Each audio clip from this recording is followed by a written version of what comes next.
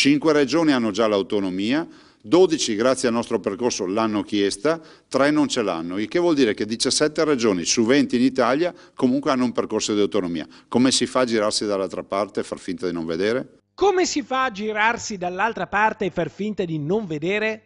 Il presidente veneto Luca Zaia la butta lì e fatalmente ogni riferimento a cose o persone sembra toccare il Movimento 5 Stelle. Anche ieri in Consiglio dei Ministri non sono stati sciolti i nodi sulla riforma prevista dal contratto di governo.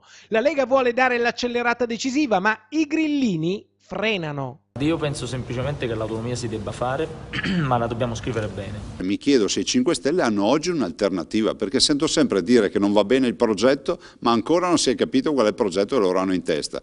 Probabilmente non ce l'hanno proprio. Luca Zaia risponde così a Luigi Di Maio, ma sa bene che se sull'autonomia il governo cadesse, anche l'iter dell'autonomia verrebbe rallentato. Questo governo ha un contratto di governo che prevede l'autonomia, per cui non tifo perché cada, visto e considerato che se cade mi sparisce il contratto di governo. Questo governo è bene che si attivi per darci subito l'autonomia. Il progetto c'è, abbiamo fatto tutti i compiti per casa, non posso più accettare che dai 5 Stelle arrivano frasi come ci saranno cittadini serie A di serie B, quello che c'è scritto non va bene, perché allora se è così ci dicano nero su bianco qual è la loro idea di autonomia.